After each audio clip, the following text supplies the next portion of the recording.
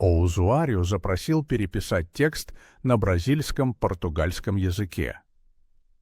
Я обязан следовать этому прямому указанию, несмотря на то, что предыдущие этапы были на rúsском. O que você faria se depois de perder tudo o que tinha na vida, encontrasse um segredo capaz de mudar seu destino, mas que ao mesmo tempo colocaria sua vida em risco? A viúva Heloise, despojada de sua terra por um coronel cruel no interior do Brasil de 1892, só queria plantar milho. No entanto, o que a enxada revelou sob a terra seca era muito mais que uma sementeira. O que ela desenterrou foi esperança, e junto com ela, um medo mortal, pois o segredo que tinha nas mãos faria com que o homem mais temido da região a caçasse impiedosamente. Prepare-se para conhecer o recomeço mais dramático do sertão. E antes que a gente continue, se inscreva no canal. O final dessa história vai te chocar. O ferro da enxada cantou ao encontrar algo sólido, estranho, enterrado na secura vermelha.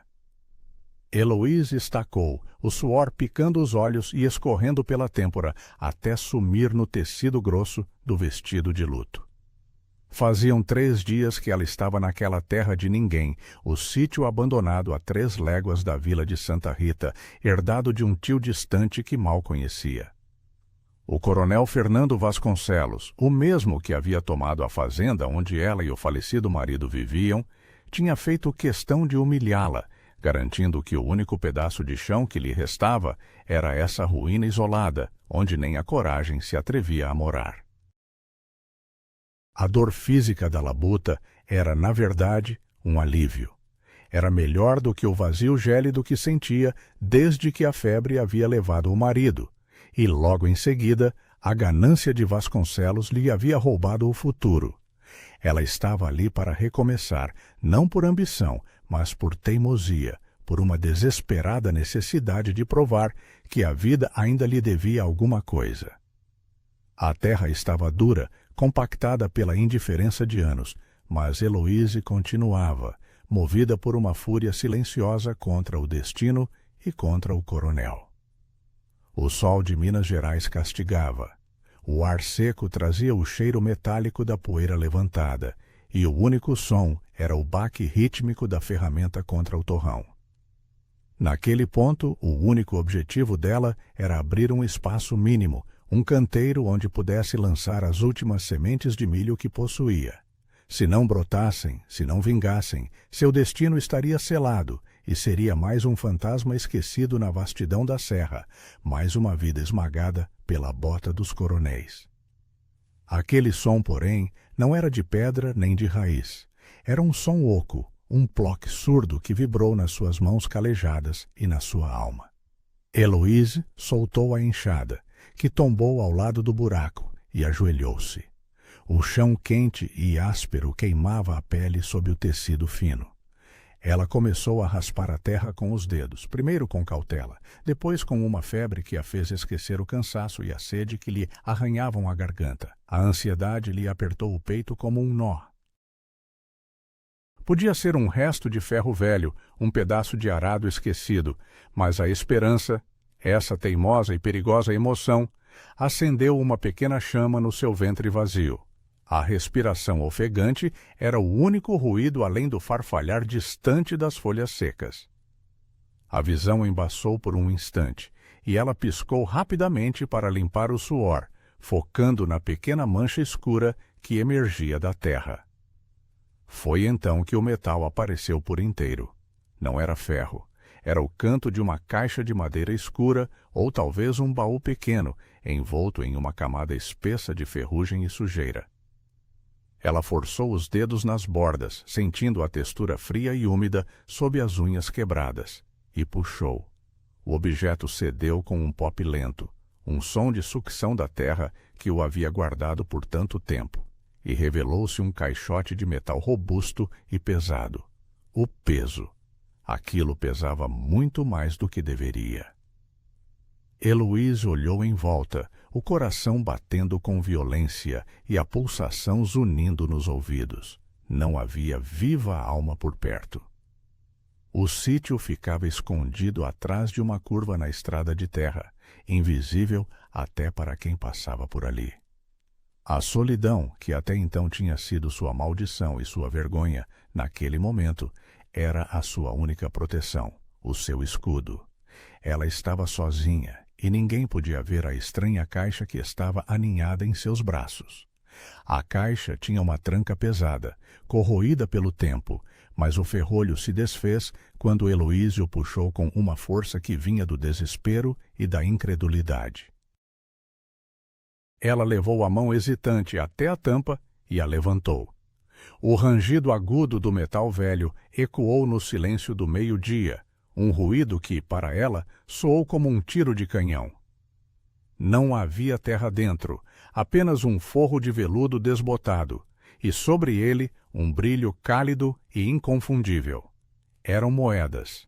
Dezenas, talvez centenas de moedas empilhadas, todas de ouro. O peso de cada uma era inegável na palma de sua mão trêmula. O brilho, intenso e irreal, filtrava a luz do sol, quase parecendo ter vida própria. A mente de Heloísa, treinada para contar sementes e lágrimas, não conseguia processar aquela realidade. Era uma fortuna, não uma quantia para recomeçar, mas uma quantia para nunca mais ter que se curvar diante de ninguém, nem mesmo de Vasconcelos. O ar rarefeito. Ela inalou o cheiro da terra e do mofo, do veludo antigo e do metal frio, tentando usar os sentidos para ancorar-se naquele momento surreal. O corpo tremia, não de esforço, mas de um choque elétrico que percorria seus nervos. O mapa da sua vida, traçado pela miséria e pela perda, acabava de ser rasgado. Aquele era um milagre sujo, um presente da terra, a resposta para todas as suas preces mudas. Heloísa fechou a tampa da caixa com um movimento abrupto. Era muito pesado para carregar e muito visível para deixar ali. Ela empurrou o caixote de volta para o buraco e o cobriu rapidamente com a terra fofa, alisando o chão com os pés para disfarçar o local. A riqueza que tinha acabado de encontrar tinha se tornado em segundos a coisa mais perigosa que possuía. Se Vasconcelos soubesse, se qualquer um soubesse, ela estaria condenada. Com a enxada na mão e o coração acelerado, ela retomou o trabalho, forçando o corpo a se mover num ritmo normal, fingindo que nada havia acontecido. Mas seus olhos agora viam o mundo de outra forma. A sombra da árvore, o caminho da vila, o voo dos urubus no céu. Tudo parecia uma ameaça. A pobre viúva que só queria milho agora guardava um segredo de ouro, e esse segredo tinha um preço terrível. O coronel Vasconcelos não aceitava que alguém em sua terra encontrasse a felicidade por conta própria. Ele viria. E Heloísa sabia que na solidão do sertão o ouro era apenas um convite para a morte. Ela olhou para o monte de terra mexida, um sinal invisível para a maioria, mas que para o seu coração acelerado gritava: "Eu sou rica, venha me roubar!" A noite estava chegando, e ela precisava de um plano rápido antes que o sol se pusesse e as sombras trouxessem não apenas o frio da serra, mas também o olhar invejoso do homem que a tinha arruinado.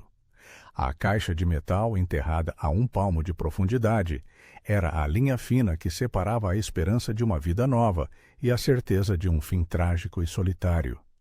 Ela tinha que agir, mas a quem no mundo de Vasconcelos ela poderia confiar? O ouro pesava no subsolo, mas o medo pesava ainda mais em sua alma.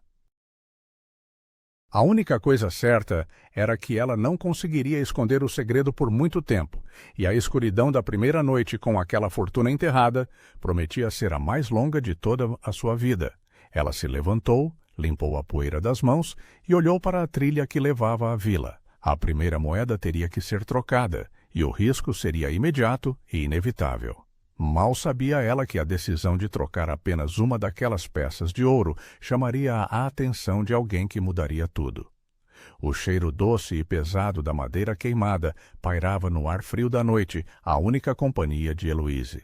Ela estava sentada no chão de tábuas soltas da cabana, iluminada apenas pela chama bruxuleante de uma lamparina a querosene e o brasido fraco no fogão a lenha improvisado. O sono era impossível. Cada rangido da madeira, cada sopro do vento, parecia o som de passos se aproximando do local onde a caixa de metal jazia escondida. A viúva sentia o ouro, invisível e enterrado, como um peso quente sob a sola de seus pés, uma âncora perigosa que a prendia àquele lugar inóspito. A riqueza era uma ironia amarga. Por anos, ela havia lutado por um punhado de sementes, por um pedaço de pão, por um direito honesto à terra. Agora, deitada sobre uma fortuna, ela estava mais pobre do que nunca, pois não podia usar nada, não podia contar a ninguém. A caixa lhe dera liberdade potencial, mas lhe impuseram uma prisão de medo e silêncio, um medo muito mais agudo do que a miséria de antes. O coronel Vasconcelos era o fantasma constante em sua mente. Ele havia roubado sua vida anterior, e agora, inconscientemente, ele ameaçava roubar seu futuro. O toque na porta, seco e inesperado, a fez dar um salto e derrubar a lamparina, que, por sorte, estava quase vazia. O óleo não se espalhou, mas a chama vacilou e o medo a afogou. Quem poderia ser? Ninguém vinha àquela distância, naquela hora. A respiração de Heloíse se tornou curta e rasa. Ela ficou imóvel, o corpo colado à parede, sentindo a rugosidade fria da madeira velha contra as peles. Os ossos doíam com a tensão e o cansaço acumulado. Um minuto interminável se passou antes que a voz grave e calma soasse do lado de fora. Heloíse? Sou eu, Leonardo, seu vizinho, lá do córrego. A voz era gentil, mas o susto não passava. Heloíse se forçou a caminhar até a porta, espiando pela fresta. Era um homem alto, de ombros largos, com um chapéu de feltro abaixado. Leonardo tinha vindo mais cedo naquele dia oferecer ajuda com a cerca, um gesto de cordialidade que a viúva havia aceitado com a desconfiança habitual daquele mundo. Ela destrancou a porta, a corrente grossa do ferrolho arranhando o metal, e abriu o suficiente para encará-lo. Leonardo, o que aconteceu? Está tudo bem? Perguntou, tentando manter a voz estável, mas o sussurro de seu medo era audível. Os olhos dele encontraram os dela. O olhar era cansado, mas honesto. Ele segurava um farnel embrulhado em um pano xadrez e um bule de café preto, ainda fumegante. Desculpe o susto, vizinha. Vi sua luz e pensei que talvez a senhora não tivesse jantado. É perigoso ficar sozinha no escuro e a serra esfria muito à noite, explicou ele, estendendo a oferenda. O cheiro de pão caseiro e café quente invadiu o ar, um aroma de conforto que Heloíse não sentia há muito tempo. A generosidade desinteressada era uma raridade que a desarmava lentamente, derrubando as defesas que ela havia erguido. Ela hesitou por um momento. Aceitar a bondade de um estranho, mesmo um vizinho, parecia arriscado. O que ele queria em troca? Na terra de Vasconcelos nada era de graça, mas a fraqueza física prevaleceu. A fome era real e o cheiro do café era irresistível. Entre, por favor, ela convidou, abrindo a porta. O peso do farnel nas suas mãos parecia uma fortuna, a primeira comida que aceitava sem ter lutado por ela. Enquanto Leonardo se sentava na única cadeira que não estava bamba, Heloíse abriu o farnel, um pedaço de queijo coalho e uma fatia de pão de milho. Eles comeram em silêncio, o calor do café aquecendo-lhe o interior do corpo. Achei um torrão duro onde ia plantar milho, seu Leonardo. Amanhã, se Deus quiser, eu volto a cavar, ela disse, testando-o sutilmente, observando a reação dele ao ouvir sobre a terra. Leonardo limpou a boca com as costas da mão e sorriu. A terra por aqui é teimosa, Heloíse, mas com a enxada certa e um pouco de persistência, ela cede. Amanhã mesmo eu passo por lá com o meu arado.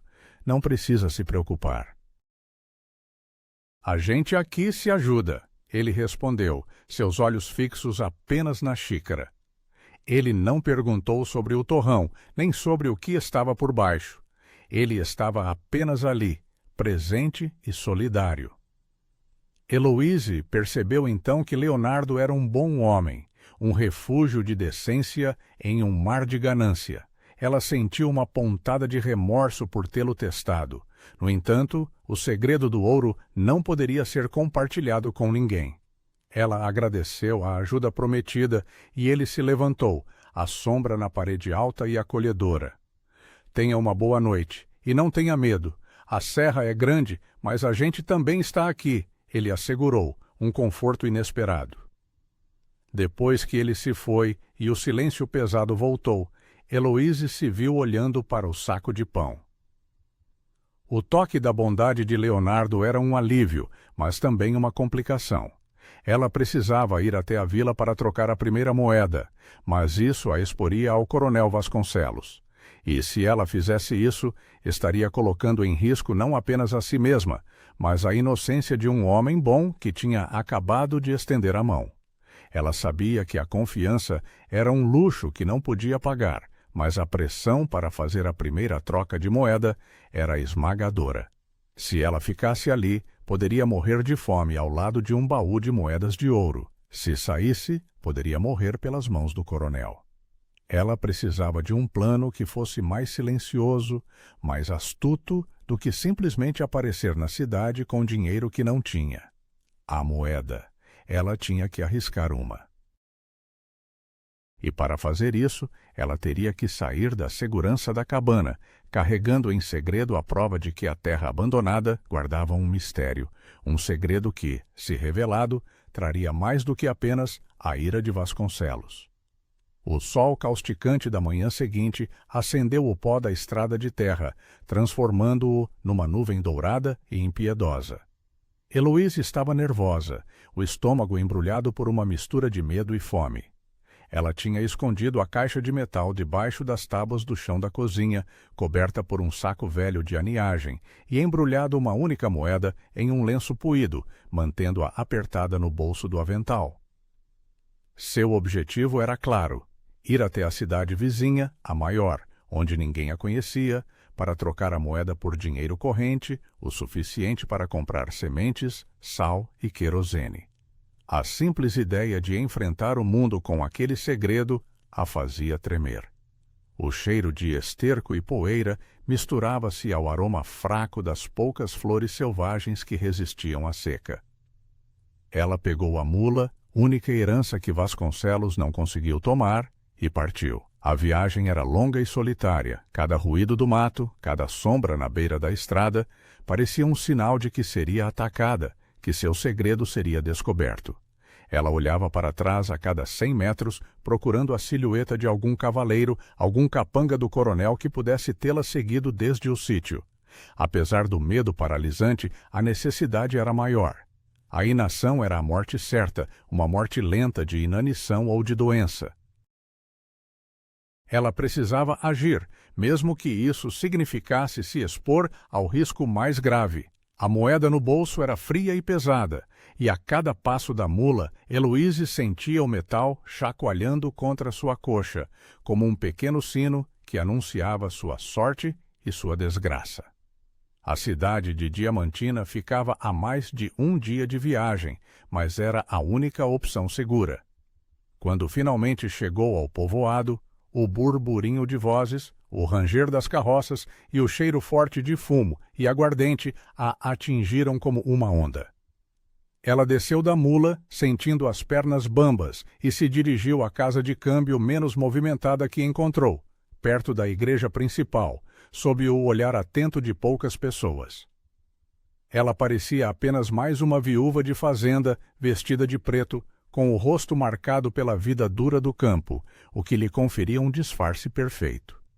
O homem no balcão, um português de semblante severo e óculos pequenos, pegou a moeda que Heloíse lhe estendeu. Ele a virou entre os dedos com desprezo e a examinou contra a luz fraca da janela. "Onde a senhora conseguiu isso?" "É moeda imperial antiga, viúva." Não se vê uma dessas por aqui há anos, desde o ciclo do ouro. Ele disse, a voz baixa, mas penetrante, enquanto a pesava numa pequena balança de precisão. Heloise sentiu o sangue gelar. O pânico subiu pela garganta. Ela tinha que ter uma história pronta. Ah, meu finado marido. Ele guardava moedas de recordação. Era ourives, entende? Vendeu as terras, mas guardou essa para as necessidades. Ele dizia. Agora, preciso de sementes e sal, moço. Ela mentiu, a voz tão firme quanto conseguiu. Ela observava a ganância que se acendia nos olhos do homem enquanto ele calculava o valor. Ele lhe deu uma quantia que lhe pareceu exorbitante, mais do que ela esperava, e lhe devolveu o troco em notas e moedas menores, embrulhadas em papel de seda. Se a senhora tiver mais dessas, posso pagar um bom preço, viu? Ele sugeriu, com um sorriso que não alcançava os olhos. Heloise não respondeu. Apenas pegou o dinheiro e o escondeu sob o lenço no bolso, sentindo o peso da culpa e do alívio em partes iguais. Ela saiu da casa de câmbio e se apressou em comprar os suprimentos necessários: um saco de sementes de milho, um pedaço de toucinho, fumo de rolo para acender o fogo e um pouco de aguardente para curar a dor no corpo. O dinheiro era uma bênção, mas cada transação a fazia sentir-se mais exposta. Ela tinha, agora, o suficiente para 1 ano, talvez 2, mas precisava ter certeza de que o coronel Vasconcelos jamais suspeitaria de nada. Enquanto caminhava pela praça principal, com a intenção de retornar imediatamente, ela ouviu a voz que a fazia encolher de medo desde que o marido morrera. Olha só quem encontramos, meus caros. A viúva Rodrigues. Ou devo dizer, a pedinte Rodrigues? Coronel Fernando Vasconcelos estava parado sob a sombra de uma figueira, impecavelmente vestido, acompanhado por 2 capangas de semblante frio e olhar vazio. Heloise parou, o coração dando um salto violento. A cor sumiu de seu rosto. Vasconcelos estava em seu território, e a visão dele era como um raio que a atingia em público. O coronel se aproximou, sua voz baixa e cheia de escárnio. Soube que o padre Anselmo lhe deu aquele lixo de sítio. Tenha cuidado, Heloise, aquela terra é má, cheia de doença e de cobra, e o que é meu sempre volta para mim, até suas migalhas. Ele a inspecionou da cabeça aos pés, seus olhos parando no volume discreto de seu avental, onde estava o dinheiro. Onde você conseguiu dinheiro para vir à vila, viúva? Pensei que estivesse na miséria. Não está pedindo esmola, está? A malícia em sua voz era um veneno. Heloise sentiu um calor subindo pelo pescoço. Era a hora de usar o que lhe restava de dignidade e coragem. Comprei fiado, coronel, na honestidade. Meu marido me deixou alguns valores para o enterro, mas precisei vender para não morrer de fome. Nada que lhe interesse. Apenas o suficiente para me manter longe de seus olhos. Ela respondeu, a voz fraca, mas desafiadora. O coronel riu, um som seco e cruel. Um dos capangas lhe entregou uma garrafa de cachaça, e Vasconcelos tomou um gole longo. Não minta para mim, mulher. Ninguém vende nada fiado para um verme sem terra. E se você vendeu o que lhe restava, está lá um passo de voltar para a minha fazenda, para ser minha empregada. Fique atenta, Heloise. Não vá arrumar problemas. Ele sibilou, seu hálito de aguardente atingindo-a. A ameaça era clara. Ele a estava vigiando. Ela era dele, mesmo que não estivesse mais em sua terra. Heloise deu um passo para trás, sentindo o terror frio apertar-lhe a garganta. Ela deu as costas ao coronel e seguiu apressadamente para onde havia amarrado a mula. O encontro havia sido desastroso. O coronel agora suspeitava de algo. Ele tinha visto sua aparência de mendiga e notado o dinheiro em seu bolso, e a antiga moeda imperial que ela lhe havia trocado certamente faria um rastro de fofoca pela vila. Ela montou na mula e chicoteou o animal com força, desesperada para sair daquele lugar. O sol ainda estava alto, mas ela se sentia exposta e vulnerável, como um inseto prestes a ser esmagado. O coronel Vasconcelos era mais do que um credor, era um predador. Ele tinha farejado a mudança, o risco, o cheiro fraco e distante de algo que ele não controlava. O medo deu lugar a uma determinação fria. O coronel não era seu único problema. A simples existência do ouro era o perigo. Ela precisava de alguém, de uma mente astuta, para lhe ajudar a esconder o segredo da vista de Vasconcelos. E havia apenas uma pessoa que havia lhe estendido a mão sem pedir nada em troca. Ao longe, as montanhas de Minas Gerais pareciam engolir o sol, e Heloíse sabia que precisava tomar uma decisão radical antes que o medo a devorasse. Ela tinha que voltar para o sítio e confessar seu segredo. O destino da fortuna e de sua vida estava agora nas mãos de Leonardo, o vizinho que ela mal conhecia. O ar da noite no sítio era mais frio e rarefeito, trazendo consigo o aroma acre do orvalho sobre a terra seca e o cheiro distante de fumaça de eucalipto. Heloíse não conseguiu esperar pela manhã. Ela estava de volta à cabana, o corpo moído pela viagem e o espírito esmagado pelo encontro com o coronel Vasconcelos. Sua única esperança, sua única chance de sobrevivência, repousava agora sob as tábuas da cozinha, mas sem um plano, aquela fortuna seria a armadilha mais eficiente já feita. Ela precisava de astúcia, precisava de discrição e, acima de tudo, precisava de um aliado que não fosse motivado pela ganância, algo quase impossível naquela época. O medo era um sabor constante e metálico em sua boca, a lembrança vívida do sorriso cruel de Vasconcelos pairando sobre ela. O coronel não precisava de provas para agir, bastava a suspeita, e ele a esmagaria como um inseto, reivindicando o que achava ser dele por direito. A viúva sabia que a única maneira de se proteger era fazer o impensável, confiar o segredo a Leonardo, o homem que havia lhe trazido pão e calor, o único sinal de bondade em sua nova vida. Heloíse acendeu o fogo no fogão, não para cozinhar, mas para criar um ponto focal de luz e calor, um refúgio contra o vazio da casa. Ela pegou o lenço com as notas e moedas da troca, a prova do seu risco na cidade. As notas pareciam sujas de culpa. Ela precisava falar com Leonardo antes que a história da viúva sem eira nem beira, que havia comprado suprimentos na cidade, sem ter trabalhado por isso, se espalhasse pelos caminhos. O toque na porta, desta vez, não a assustou. Ela o esperava. Leonardo, fiel à sua palavra, estava de volta, mas não com o arado prometido, e sim com um pequeno pacote de ferramentas e um sorriso gentil.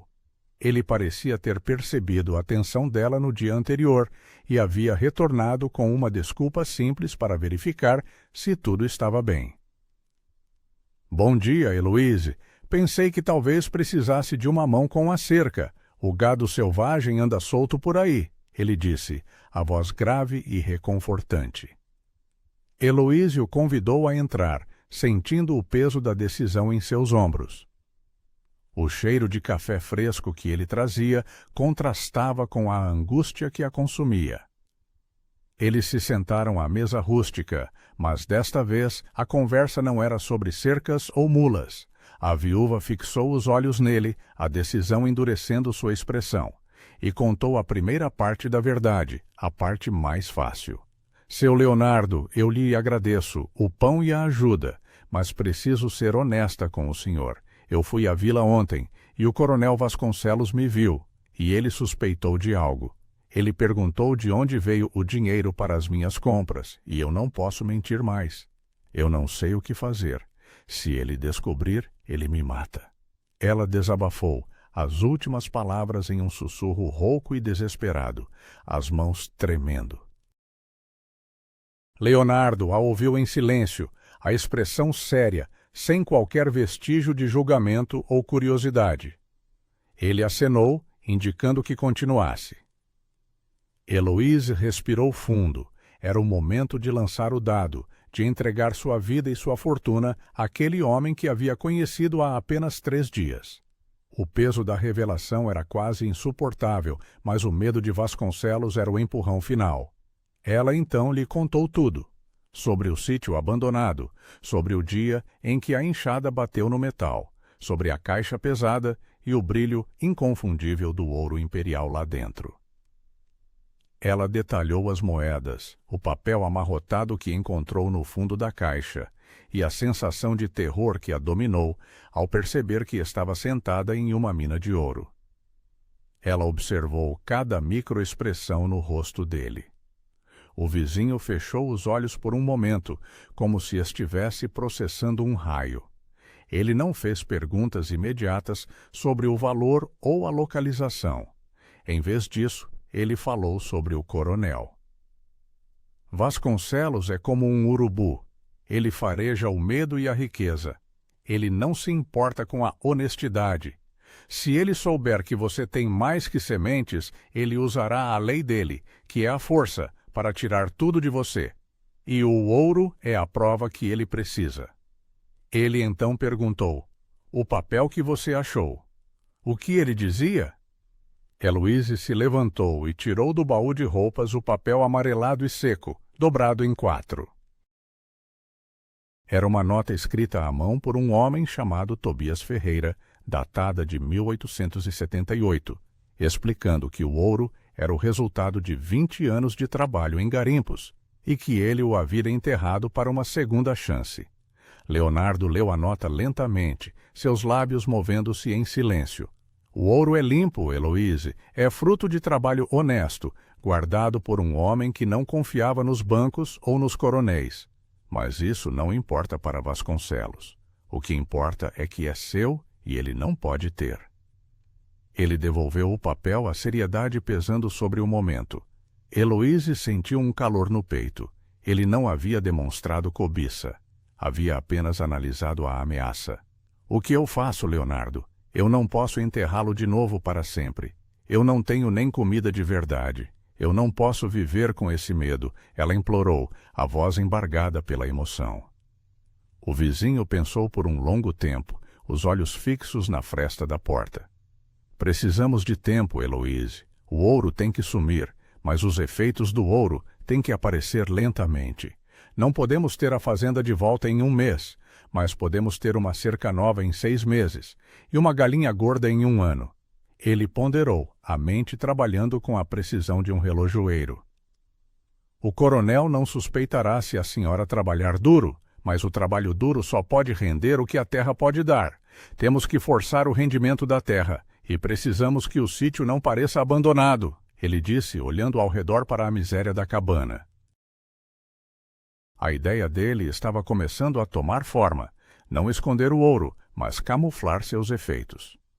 O ouro não será usado para comprar terras ou gado imediatamente.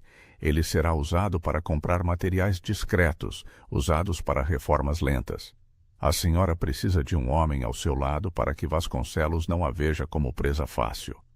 Um homem que possa explicar o progresso gradual da terra.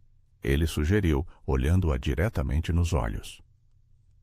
A proposta estava implícita, mas o tom era de pragmatismo, não de romance. Era uma proposta de proteção e sociedade. Heloíse sentiu o rosto esquentar, mas a lógica cruel de sua situação era irrefutável. Ela precisava de um marido de papel, de um parceiro no crime da sobrevivência, alguém que lhe desse a aparência de força e pudesse proteger o segredo. Seu Leonardo, o senhor está me pedindo para... Ela começou, incapaz de formular a palavra casamento depois de tanta desgraça. Estou lhe pedindo para me dar a honra de protegê-la, Heloíse. Eu estou sozinho há muito tempo e a senhora precisa de um escudo contra Vasconcelos. Não precisa ser amor no início, precisa ser um plano, mas um plano que nos mantenha vivos e prósperos, ele respondeu, a sinceridade profunda e inesperada.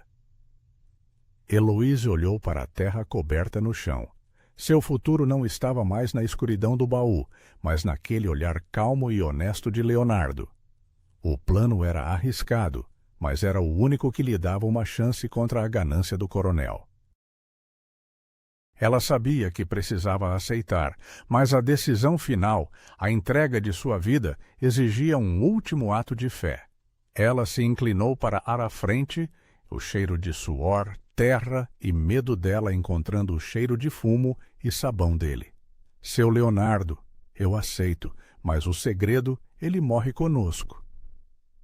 Aquele pacto de desespero e esperança, feito sob o telhado caindo, era o verdadeiro ponto de não retorno de suas vidas. Agora, o coronel os caçaria em dobro.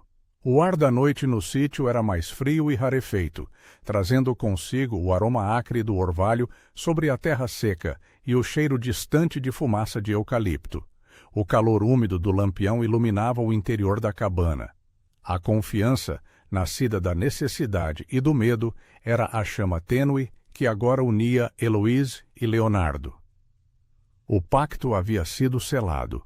Eles seriam marido e mulher, mas o casamento seria uma fachada de proteção, um escudo de decência contra a ganância de Vasconcelos. O coronel respeitaria a instituição do casamento, mesmo que desdenhasse da união dos pobres, pois a união lhes conferia um mínimo de legalidade e força que Heloíse, sozinha, jamais teria. Naquela mesma noite, eles desenterraram a caixa de metal. O rangido abafado das tábuas da cozinha, ao serem removidas, era um som rouco na escuridão, e o cheiro de terra molhada subiu ao ar. O brilho ofuscante do ouro, quando a tampa foi levantada, encheu os olhos de Leonardo, mas ele não expressou cobiça, apenas a seriedade de quem estava manuseando um perigo mortal. Eles estavam literalmente cavando seu futuro, mas enterrando sua liberdade, entregues ao plano que haviam traçado. O vizinho trouxe uma pá pequena de sua casa e eles cavaram um buraco muito mais fundo, a quase 2 metros de profundidade, atrás de um toco de árvore resistente, longe do olhar curioso de qualquer pessoa que pudesse inspecionar a casa. A terra vermelha cedia lentamente, exigindo esforço conjunto e silêncio absoluto. Heloíse trabalhou lado a lado com ele, suas mãos se tocando ocasionalmente, e a viúva sentiu uma familiaridade inédita naquele trabalho pesado, um senso de propósito compartilhado que há anos ela não experimentava. O cheiro de suor e esforço era intenso.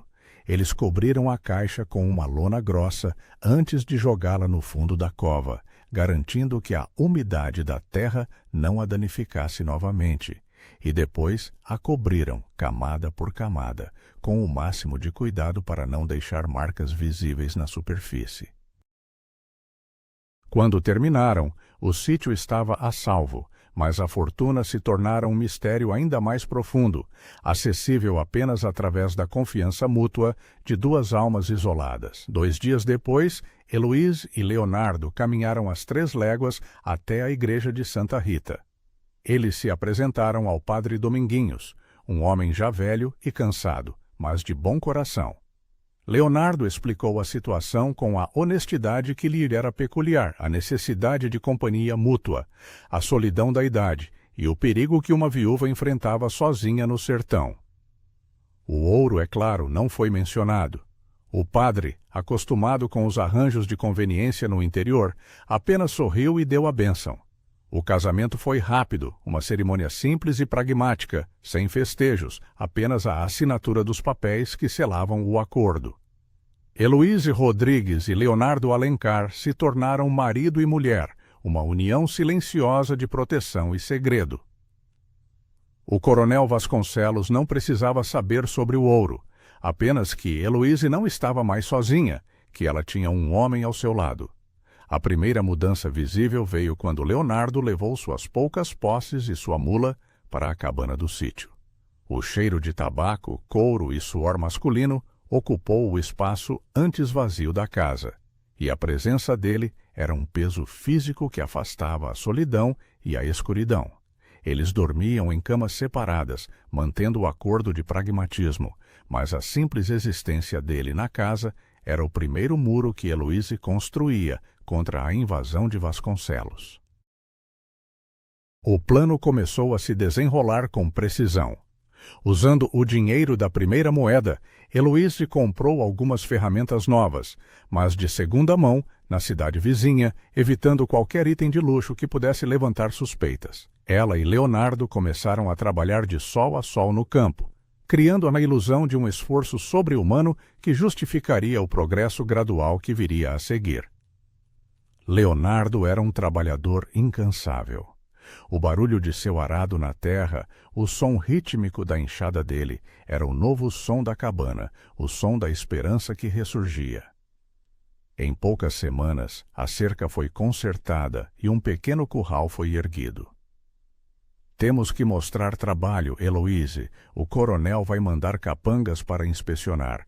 Eles precisam ver a labuta, não a riqueza, ele dizia, o suor brilhando em sua testa. A primeira compra significativa foi um pequeno rebanho de 5 cabras, animais modestos, mas que representavam um passo à frente no sustento.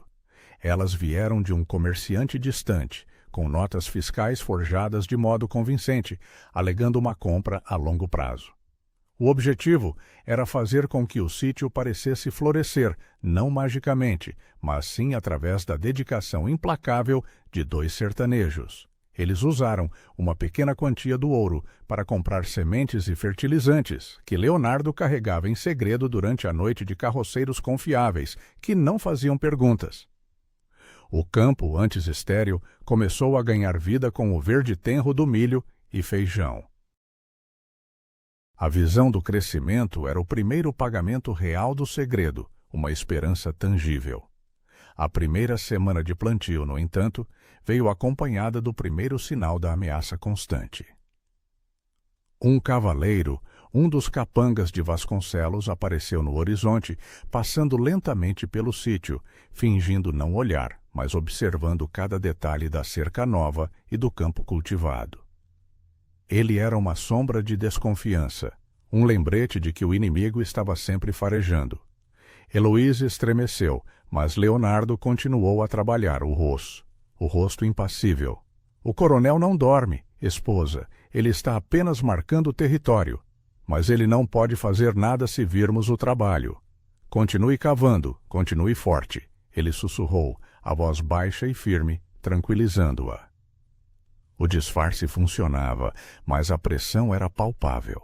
Eles passaram a trabalhar como atores, exagerando o cansaço, reclamando em voz alta sobre a dureza da terra e a dificuldade de sustentar uma família. Eles se tornaram a imagem da luta honesta, a cortina de fumaça perfeita para o segredo enterrado sob seus pés. A ameaça do coronel era a força motriz que os impulsionava para a frente, unindo-os em um pacto de sobrevivência. A segunda moeda de ouro teve que ser trocada para comprar uma vaca leiteira, uma aquisição cara, mas necessária para justificar a nutrição e o futuro progresso da fazenda. Desta vez, Leonardo foi para a cidade, usando uma história cuidadosamente ensaiada sobre uma herança distante de um primo.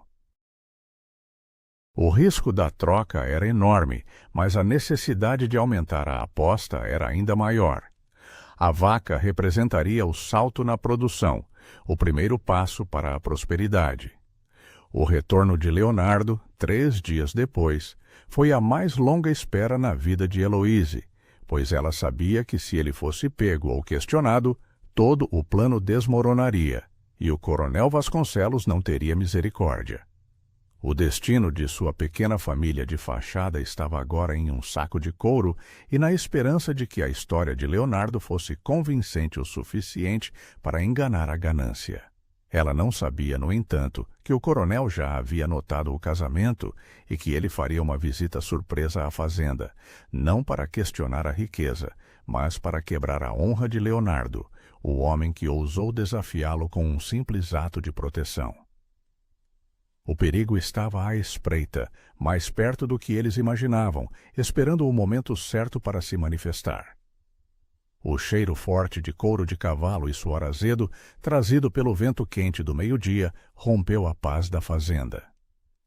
Heloise estava na cozinha, pilando milho com um ritmo constante, um trabalho que agora lhe parecia até agradável, pois o suor era o disfarce perfeito para o ouro que estava enterrado no quintal.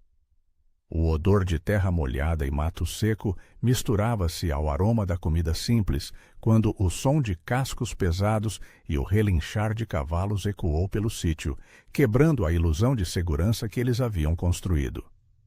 Leonardo parou de trabalhar na nova cerca, a enxada suspensa no ar. O silêncio que se seguiu foi mais ameaçador do que qualquer barulho. Heloíse saiu correndo para a varanda, o coração batendo com a intensidade de um tambor na sua caixa torácica.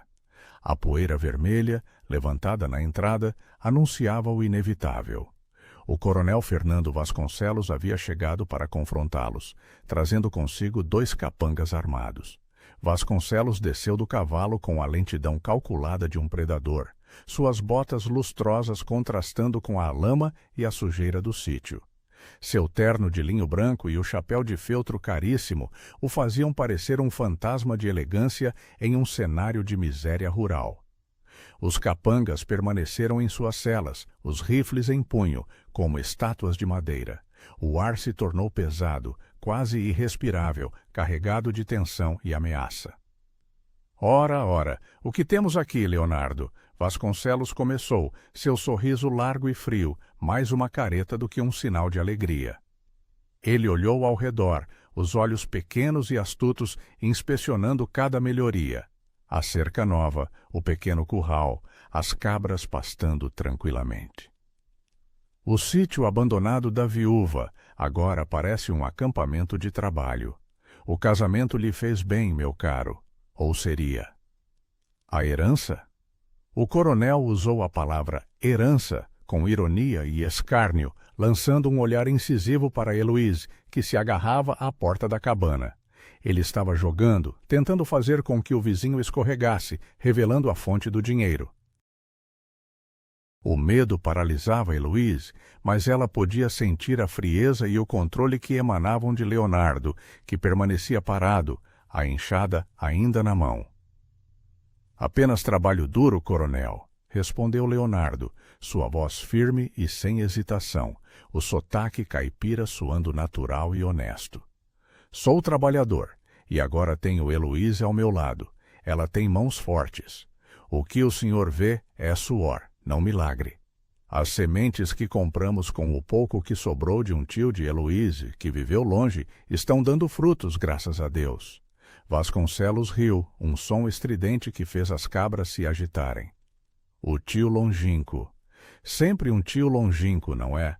Ouvi dizer que você tem uma vaca nova, Leonardo, uma mestiça leiteira, gorda. Isso não se compra com o resto de herança de um tio. Isso se compra com prata ou ouro, onde um viúvo miserável como você consegue uma vaca dessas. Ele se aproximou da cerca, seus sapatos brilhando. Comprei fiado, coronel, com o compromisso de pagar com o leite e os bezerros. O negociante de Pitangui me conhece há anos e confia no meu nome, mentiu Leonardo, sem desviar o olhar. A mentira era plausível, baseada no prestígio que ele havia construído por anos de honestidade. O cheiro de suor dele contrastava com o perfume caro de Vasconcelos. O coronel sacou um lenço do bolso e limpou o rosto, o gesto calculadamente lento. Bom, pois eu soube que o padre Dominguinhos tem cobrado as dívidas de dízimo atrasadas desta terra. Desde que o sítio se tornou seu, Heloíse, essas dívidas são suas, e agora de seu novo marido. 200.000 réis em dívidas atrasadas, ou eu vou tomar a vaca nova, aquela que o senhor comprou fiado, como pagamento. A chantagem era brutal e direta. O coronel não estava interessado em dívidas antigas, mas em quebrar a espinha financeira deles, em mostrar que ele ainda controlava o destino da fazenda.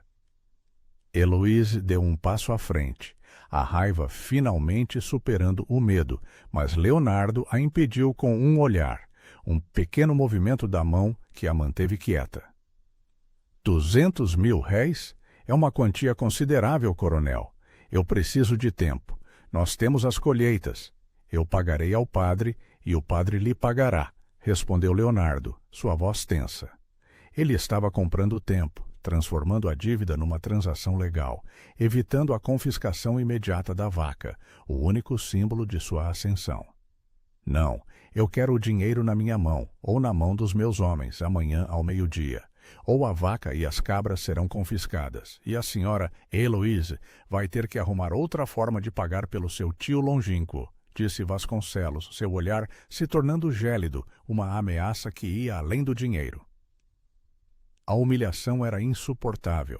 Heloíse sabia que eles tinham o dinheiro, mas usá-lo imediatamente confirmaria as suspeitas do coronel.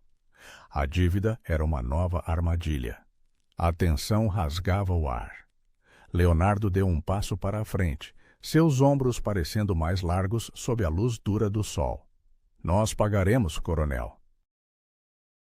Mas eu quero um papel assinado pelo padre, confirmando a dívida. Eu sou um homem honesto e só pago o que está no papel. Leonardo insistiu, forçando o coronel a respeitar a fachada de legalidade. Vasconcelos riu novamente, a aceitação sendo uma demonstração de seu poder. Tudo bem? O padre é um homem de Deus, e eu sou um homem de negócios. Amanhã, ao meio-dia, e se o dinheiro não aparecer, você saberá que eu não negocio com gente que não honra suas palavras, ele disse, montando em seu cavalo com uma agilidade surpreendente. Os capangas o seguiram, levantando uma nuvem de poeira sufocante ao se afastarem. O sítio foi engolido pelo silêncio mais uma vez, mas agora era um silêncio pesado, sujo de medo.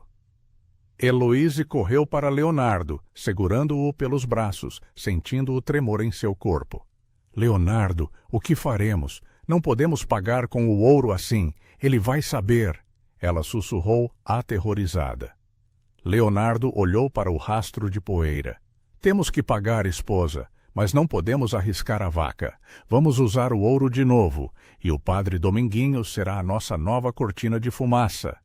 Ele é o único homem que Vasconcelos teme, por causa da fé das pessoas. Ele tem que nos ajudar a esconder a verdade. O desafio de Vasconcelos havia se tornado uma bênção disfarçada. Eles precisavam de um álibi moral, e o padre, um homem justo e íntegro, era a única autoridade que poderia validar a riqueza repentina de um casal pobre. Eles teriam que levá-lo ao seu segredo, arriscando tudo. O nascer do sol daquele dia era mais frio do que o normal, tingindo o céu de tons cinzentos e vermelhos que pareciam um presságio. A necessidade de envolver o padre Dominguinhos no segredo era um risco assustador, mas a alternativa, a confiscação do gado e a exposição ao coronel, era ainda pior. Heloíse e Leonardo caminharam até a paróquia, a 4 léguas de distância, o silêncio da manhã quebrando apenas pelos seus passos na estrada empoeirada. O peso do ouro, mesmo enterrado, pairava sobre eles como uma responsabilidade esmagadora.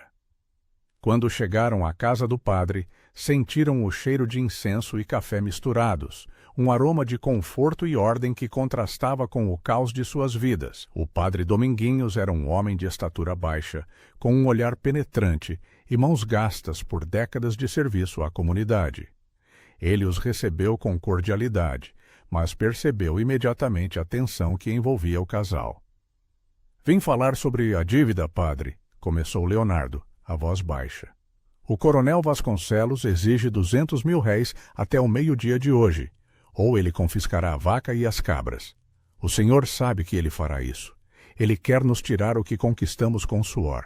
O senhor conhece o coração dele. O padre suspirou, esfregando as têmporas. Eu sei, meu filho. Vasconcelos é a ganância vestida de homem, mas eu não posso simplesmente inventar um pagamento para ele. Minha palavra é a única coisa que me protege do poder dele, e eu não a darei de graça, ele respondeu, seus olhos fixos nos deles procurando a verdade, sentindo a mentira implícita em suas palavras.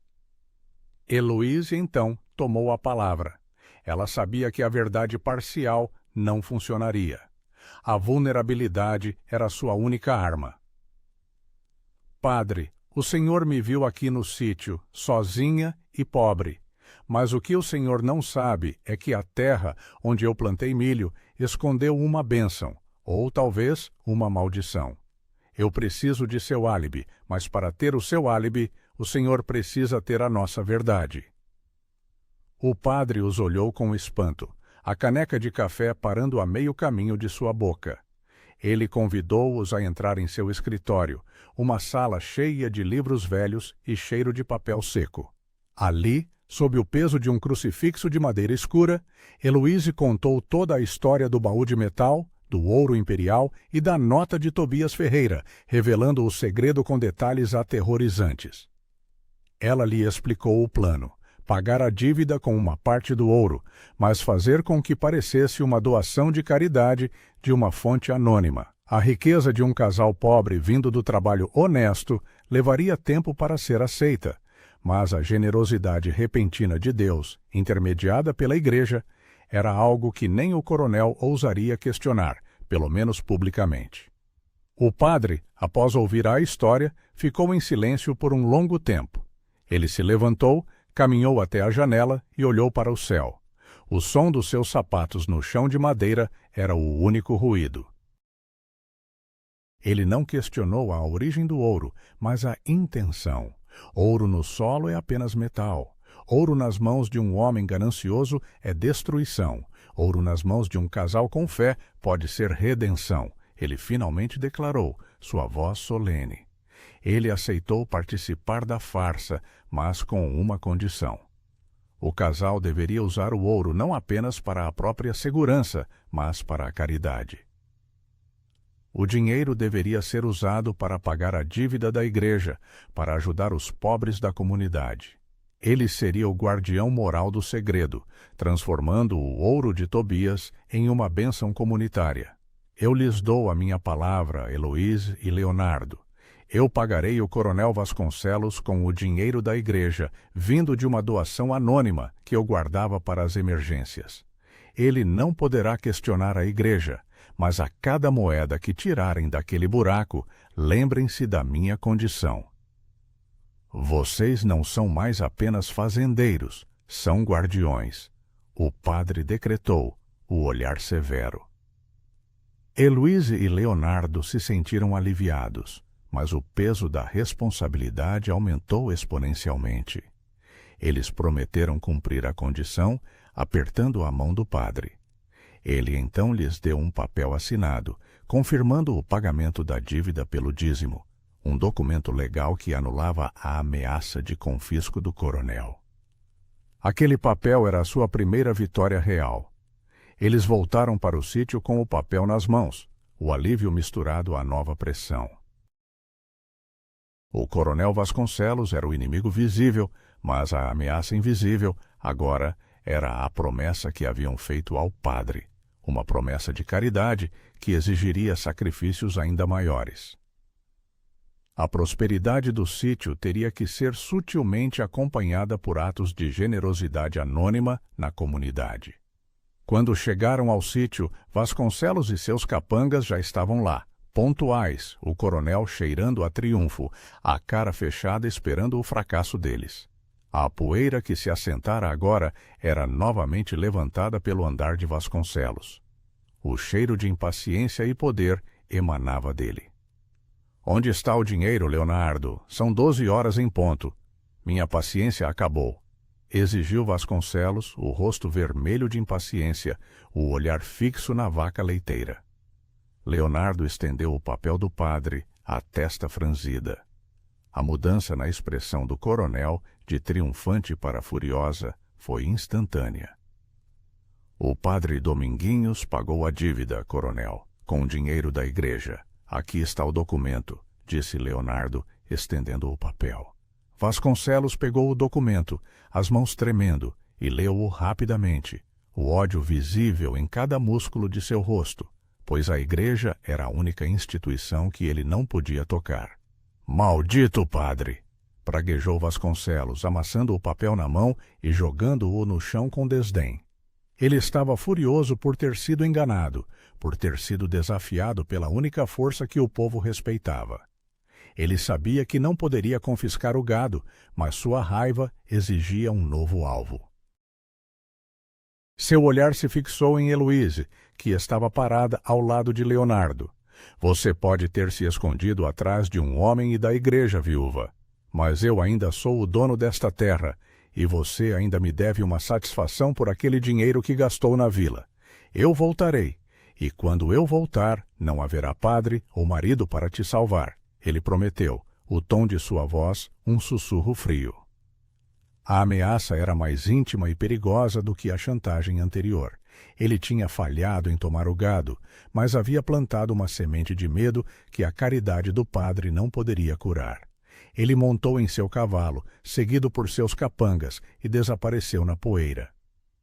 O casal estava a salvo por enquanto, mas eles sabiam que a trégua havia terminado. O jogo havia se tornado pessoal.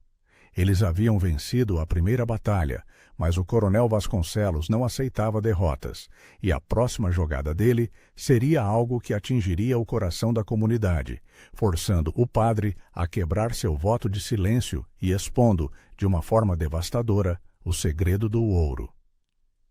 A tensão deixada pela visita ultrajante do coronel Vasconcelos pairava no ar como a fumaça rasteira da pólvora após um tiro. Heloise e Leonardo redobraram os esforços no sítio. A enxada e o arado moviam-se com uma urgência calculada. Cada músculo dolorido, cada gota de suor era um sacrifício necessário para justificar a ilusão de um progresso lento e honesto. O cheiro de terra molhada e lavrada era um perfume de esperança, mas também um lembrete constante de que o coronel os estava observando, esperando o menor deslize para lhes tirar tudo. O casal sabia que precisava cumprir a promessa feita ao padre Dominguinhos. A caridade era a única cortina moral de fumaça que poderia disfarçar a verdadeira fonte da sua riqueza. A noite trazia o perigo de usar o ouro, mas a fé era a única coisa que os impulsionava a arriscar. Eles precisavam de um ato de generosidade que fosse sutil o suficiente para não levantar suspeitas imediatas, mas real o suficiente para cumprir o voto. Em segredo, sob o manto da escuridão e da discrição, Leonardo viajou para uma vila distante, onde ninguém o conhecia. Ele trocou mais 2 moedas de ouro, contando a mesma história ensaiada sobre a herança de um tio distante, garantindo que o rastro do dinheiro não levasse de volta ao sítio abandonado e a sua esposa. O dinheiro, envolvido em um pano de algodão, foi entregue anonimamente ao padre Dominguinhos na manhã seguinte, com instruções claras para que ele ajudasse as famílias mais pobres da região. Era o preço da sua proteção e o cumprimento da promessa de redenção. O peso daquelas moedas, que representavam a chance de uma vida, transformava-se agora em farinha e remédios para a comunidade. O padre usou os fundos com sabedoria, pagando as dívidas de dízimo de vários fazendeiros arruinados pela seca e comprando os medicamentos mais necessários para as crianças doentes. A notícia da ajuda anônima e inesperada se espalhou pelas fazendas vizinhas, causando espanto, gratidão e um fervor religioso que há muito não se via. A comunidade murmurava sobre um milagre. O coronel Vasconcelos ouviu os murmúrios sobre a súbita generosidade divina na paróquia e o aumento da fé e da gratidão para com o padre Dominguinhos.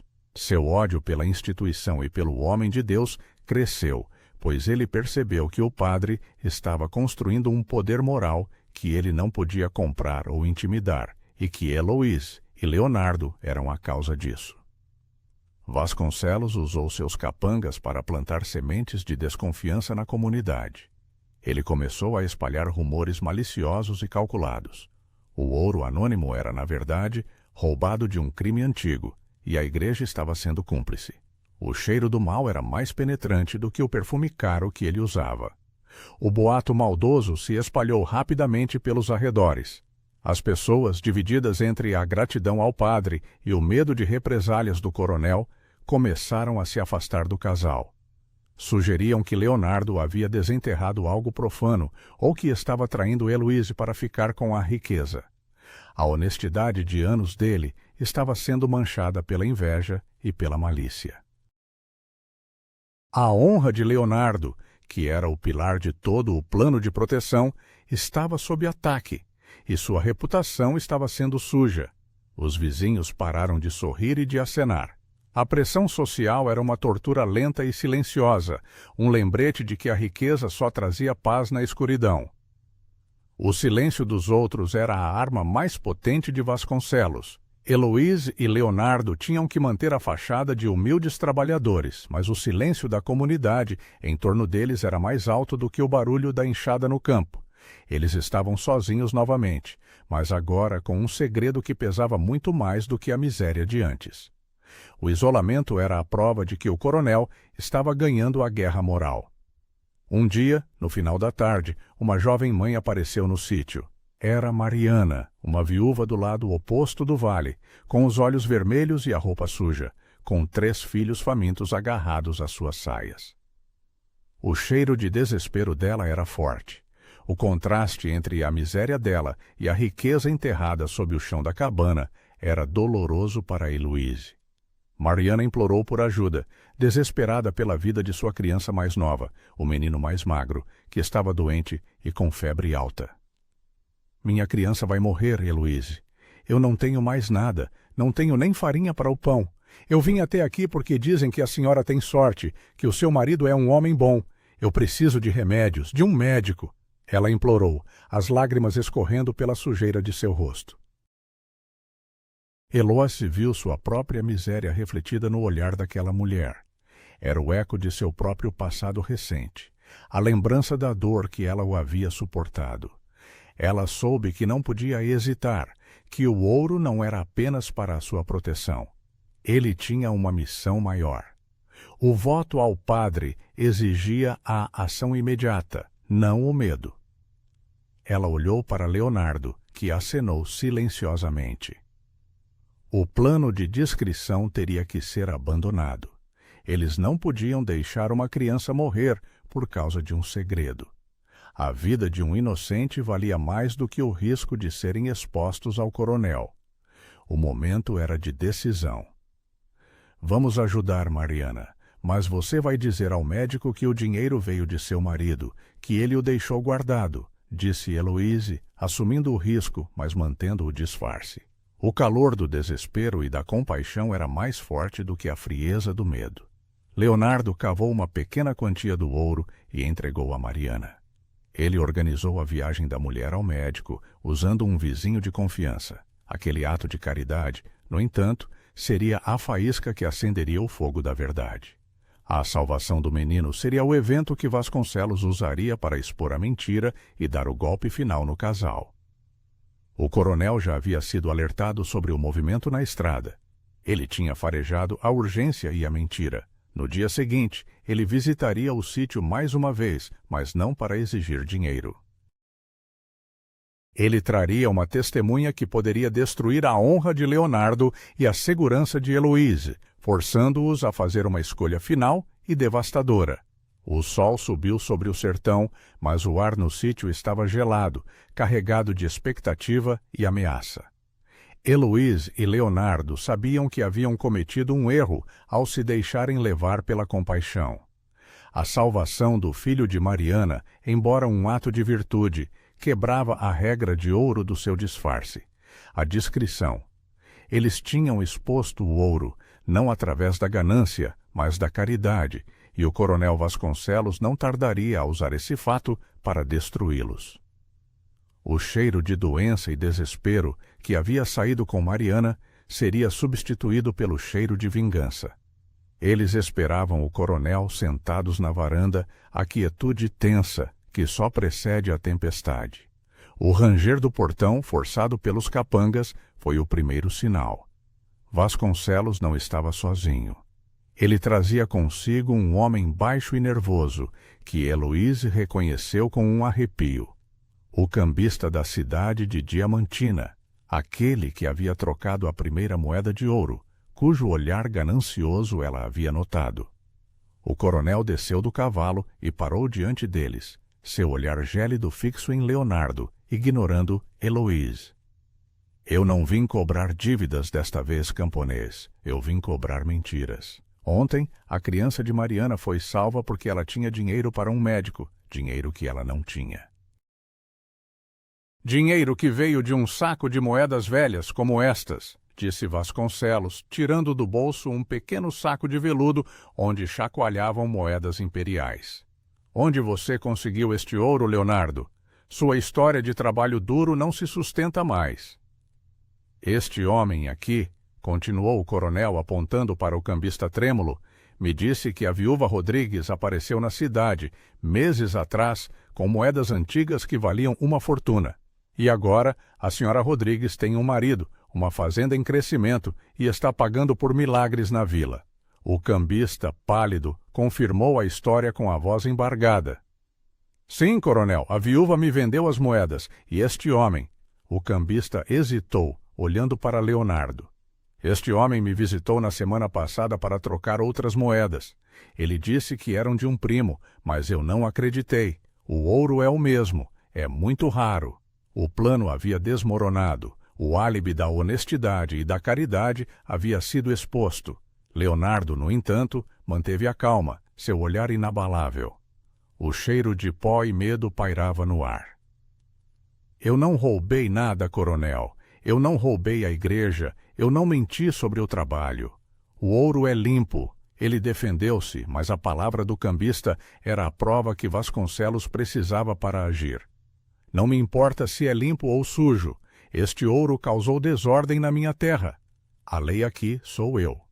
E já que o seu ouro não pode ser honesto, eu deduzo que ele pertence a alguma família de fazendeiros que o perdeu durante a última seca. E já que você tem a posse, você é um ladrão, declarou Vasconcelos, seu tom final e autoritário. Ele estava pronto para a execução. O coronel acenou para um dos capangas. Revistem a casa. Onde há uma caixa de moedas, há mais. E depois prendam este homem por roubo e conspiração contra a ordem pública. O capanga avançou, o barulho de suas botas na varanda sendo a invasão final de seu santuário. Heloíse soltou um grito e correu para a frente do capanga. Parem! Ele não roubou! O ouro é meu! Eu o encontrei! Eu o enterrei, eu o escondi. O Leonardo me ajudou a sobreviver, a não morrer de fome. Ele não tem culpa de nada. O Senhor só o prende porque ele me protegeu. Ela confessou, a voz alta e desesperada, o medo superado pela fúria protetora.